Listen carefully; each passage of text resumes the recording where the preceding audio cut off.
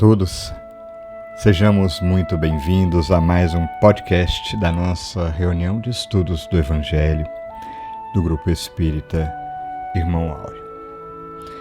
No podcast de hoje, preparado pelo Juninho, que vem trazer importantes apontamentos, a gente ainda fica no capítulo 23 do Evangelho segundo o Espiritismo, no item 12, e aproveitamos o título da lição 31 do livro Jesus e o Evangelho à luz da psicologia profunda, de Joana de Ângeles, psicografia de Divaldo Pereira Franco.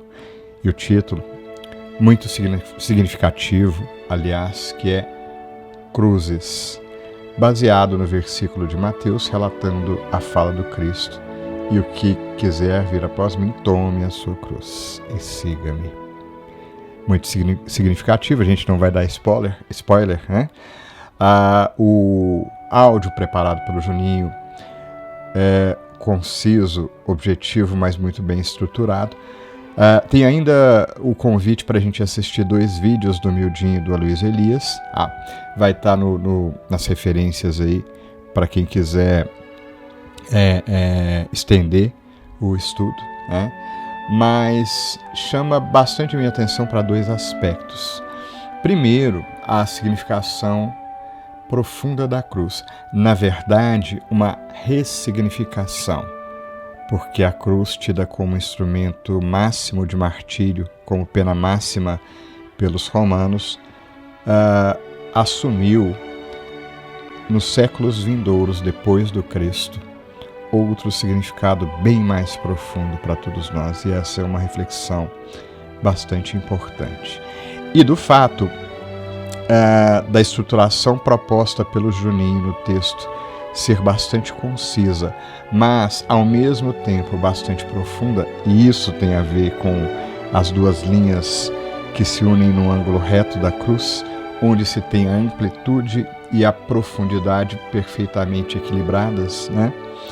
Nos chamou a atenção de alguma coisa que nós sempre buscamos aqui no nosso podcast, que é buscar, através do estudo e através da reflexão, nos mantermos fiéis tanto ao caminho proposto pelo Cristo, quanto à proposta da doutrina espírita, que é através dessa busca de mergulhar em si mesmo, no eu, mantendo a fidelidade ao Evangelho, sobretudo, e aos princípios trazidos pela espiritualidade maior nessa imensa equipe e compilados por Allan Kardec, que isso constitua o nosso caminho indicado por Jesus e iluminado pela doutrina espírita. Esse é sempre o nosso compromisso. Além do convite que a gente faz para que você embarque nessa jornada conosco, né?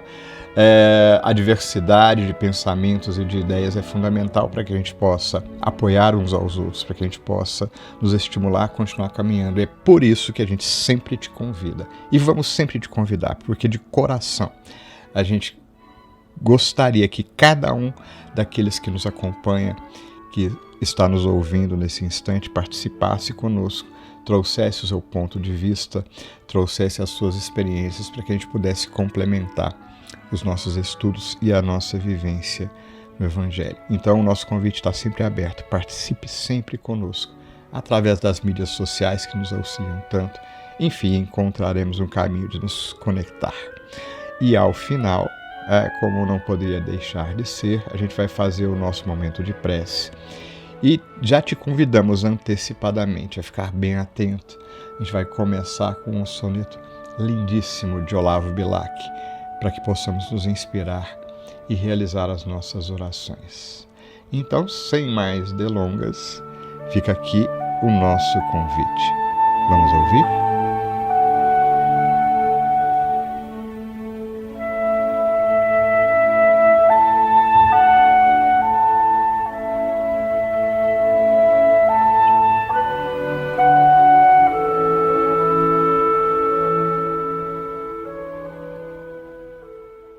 Olá, aqui quem fala é o Júnior.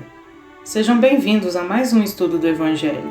É com muita alegria que trazemos mais um estudo para reflexão e começamos pedindo a Jesus que nos ilumine a mente e o coração para que possamos receber essa mensagem do Evangelho e que ela possa fazer sentido na nossa caminhada. O tema do estudo de hoje é cruzes. As referências estão no Evangelho segundo o Espiritismo, capítulo 23, o item 12, o livro de Joana de Ângeles, Jesus e o Evangelho à Luz da Psicologia Profunda, no capítulo 31, Lucas, capítulo 14, versículo 27, Mateus, capítulo 5, versículo 48, João, capítulo 8, versículos 31 e 32, o Evangelho segundo o Espiritismo, capítulo 5, item 4, e o Livro dos Espíritos, nas questões 702, 909 e 921. Então, para iniciar a reflexão de hoje, vamos partir do versículo de Lucas 14, 37, citado por Joana de Ângeles em sua obra. Quem não carrega sua própria cruz e vem atrás de mim, não pode ser meu discípulo. Há mais de 2000 anos, uma multidão se firmava à base do Calvário. No cume do monte, Jesus se encontrava exposto, despido de qualquer conforto, orgulho ou dignidade para os padrões humanos. A turba observava a tortura com olhos justiceiros, pautados numa justiça primitiva, parcial e acomodada. Jesus morreu para os homens e viveu para a eternidade. A mensagem do madeiro, que antes trazia consigo o gemido da tortura, agora traz as lágrimas da esperança. Esperança que acalenta o aflito, que faz pensar o erudito, que move o desperto. O item 12 do capítulo 23 do Evangelho segundo o Espiritismo traz a nós uma reflexão sobre a cruz de Jesus. Para compreender com maior profundidade seu significado e ressignificação ao longo dos séculos, indicamos o estudo minucioso do Evangelho acerca de Mateus 10:38, cujo link deixaremos na descrição. A parte que nos cabe destacar hoje é: de onde vêm as nossas cruzes e como lidamos com elas? Para iniciar, vamos nos entender como construtores da cruz. Logo no início do capítulo 31 do livro Jesus e o Evangelho à Luz da Psicologia Profunda, Joana de Ângeles nos diz que os seres humanos transitam no seu processo evolutivo invariavelmente crucificados aos problemas que elaboram para eles mesmos. Este trecho, além de resumir magistralmente a simbologia do madeiro, nos imbui do papel de marceneiros da cruz, que muitas vezes negamos veementemente. Mas por que assumimos este papel? A resposta está no capítulo 5 do Evangelho segundo o Espiritismo, Bem-aventurados os aflitos, onde diz: remontando-se às origens dos males terrestres, reconhecer-se-á que muitos são consequências naturais do caráter e do proceder dos que o suportam. E nos expõe que a queda dos homens resulta de imprevidência, orgulho, ambição, falta de ordem e perseverança, falta de limites aos desejos, interesses, vaidades e excessos de todos os gêneros. Munidos de tais ferramentas, construímos gradativamente a cruz que seguimos carregando. Ao longo dos séculos, a humanidade tem se mostrado apta à perpetuação dessa crucificação e, na mesma intensidade, a espiritualidade superior tem nos intuído e orientado a romper com essa condição viciosa e degradante. O preparo para a vinda de Jesus à carne foi um grande exemplo dessa disposição a nos auxiliar no processo libertatório. Jesus, o Filho de Deus, mensageiro da Boa Nova, nos trouxe as palavras de vida eterna e foi retribuído com o Calvário. Mas por que crucificamos Jesus?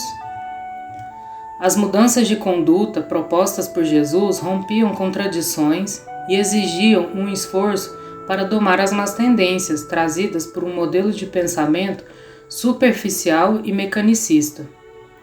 Sobre a lei de conservação, Kardec pergunta aos espíritos na questão 702: é lei da natureza o instinto de conservação?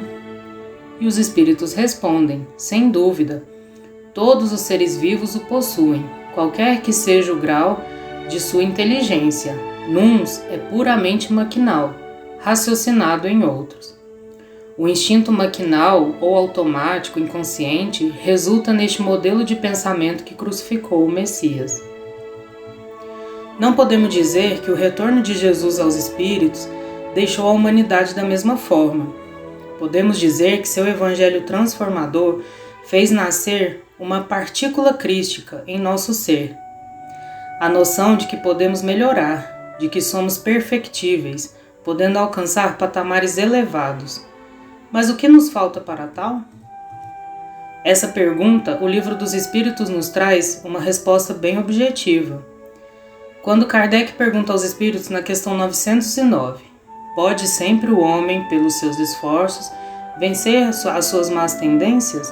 E os Espíritos respondem, sim, e por muitas vezes fazendo esforços bem pequenos. O que lhes falta é vontade. A vontade é o componente fundamental da transformação. Quando Jesus reúne seus discípulos e lhes explica que segui-lo representava perder a liberdade, lhes abre os olhos para o esforço que seria necessário para realizarem o trabalho de renovação espiritual proposto por ele, a fim de tirar o homem velho das sombras da ignorância. Quanto a este teor libertador, Joana de Ângeles bem expõe que a sombra que dificulta a visão da plenitude do ser compraz-se com as conquistas momentâneas, anestesiando os centros do discernimento que detecta a fugacidade terrena, e que o Evangelho dilui com o esplendor majestoso do seu conteúdo moral e libertador. Assim, concluímos que a construção da cruz de cada dia se dá pela não observância e apropriação dessa verdade libertadora. Se dá pelo apego ao velho eu, envolto nas sombras da iniquidade, que nos mantém num estado de confortável torpor, reduzindo a marcha do nosso progresso espiritual. Retornando nas palavras de Jesus contido em Lucas 14, 27, permanece o questionamento. Se a cruz é algo negativo que criamos com nossas más tendências, por que Jesus determina que quem não carrega sua cruz não poderá ser seu discípulo? Não deveríamos nos libertar do que produzimos de mal? Para responder essa pergunta, vamos analisar qual é a cruz do desperto, da pessoa que desperta para a verdade. Para assimilar melhor a determinação de Jesus, precisamos considerar a ressignificação da cruz trazida por ele no Calvário. Acompanhando sua passagem pela terra, vemos que seu trabalho foi o que o levou ao Calvário. Lembre-se dessa palavra, trabalho, ela é importante. Na literatura espírita é exposto em diversos momentos a importância do trabalho para a renovação do ser, e à luz do Evangelho não nos basta trabalhar. É necessário trabalhar contra a correnteza das satisfações materiais.